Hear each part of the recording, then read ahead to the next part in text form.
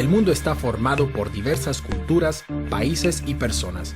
Sin embargo, más allá de las diferencias, existe un rasgo común fundamental. Todos los seres humanos nacen libres e iguales en dignidad y derechos. Así reza el artículo primero de la Declaración Universal de Derechos Humanos del 10 de diciembre de 1948.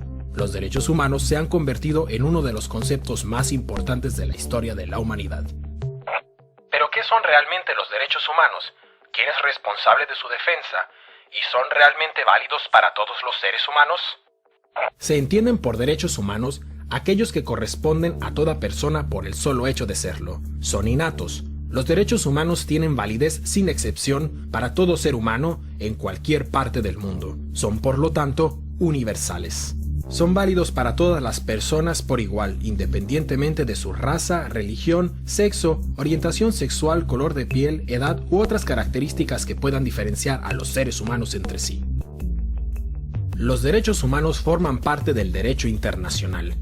Ya la Carta de las Naciones Unidas de 1946 contenía importantes pasajes dedicados a la protección y el significado de los derechos humanos.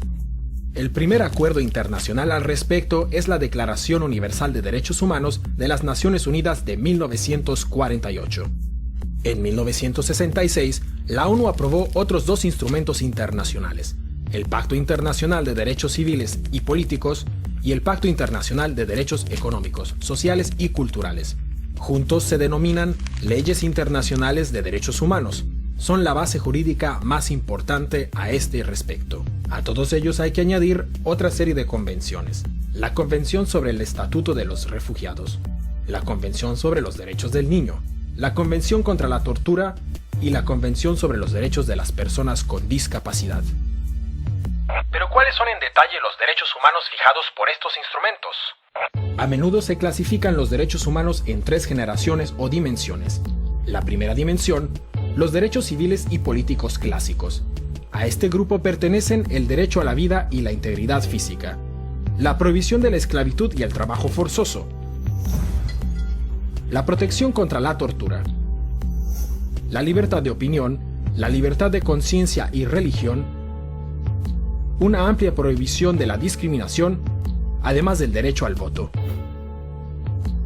La segunda dimensión, los derechos económicos, sociales y culturales, como el derecho a un trabajo y una remuneración adecuada, el derecho a la fundación de sindicatos, la paridad en los derechos de hombres y mujeres, la protección de la familia, las mujeres embarazadas, las madres y los niños, el derecho a nivel de vida adecuado incluyendo una alimentación nutritiva, el derecho a la mejor salud posible, el derecho a la educación y el derecho a la participación en la vida cultural.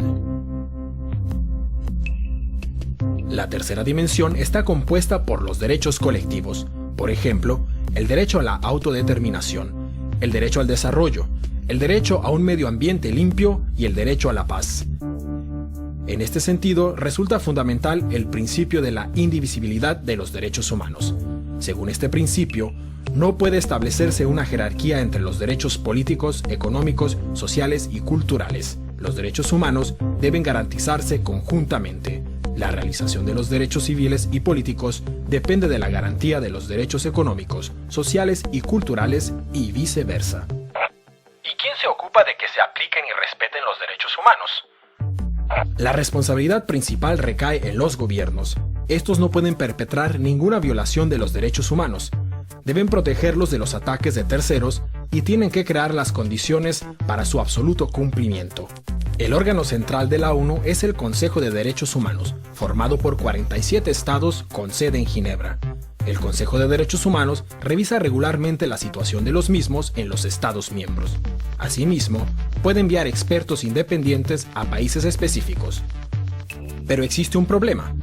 En este órgano participan muchos estados que en la práctica no protegen los derechos humanos.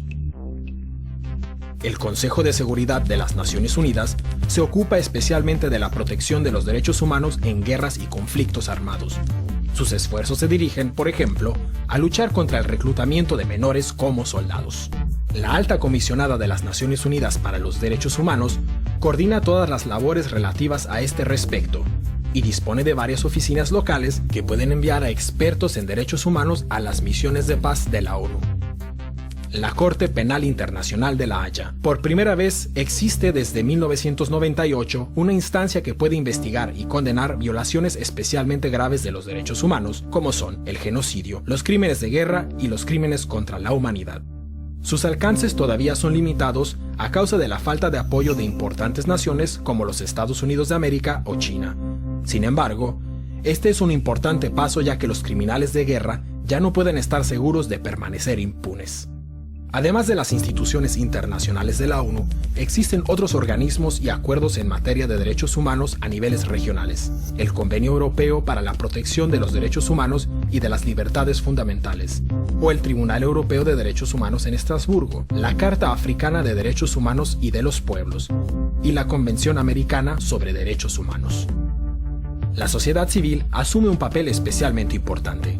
Las organizaciones no gubernamentales como Amnistía Internacional o Human Rights Watch se encargan de vigilar en todo el mundo el respeto de los derechos humanos y de llamar la atención sobre violaciones a los mismos. Mediante su presencia en la opinión pública, ejercen presión sobre los gobiernos. Asimismo, participan en el desarrollo de las bases jurídicas. También cabe destacar la importancia de los Institutos Nacionales de Derechos Humanos, instituciones independientes que asumen un rol esencial en cuestión de vigilancia de derechos humanos. ¿Pero existen controversias en materia de derechos humanos? Sí, sobre todo dos aspectos son controvertidos.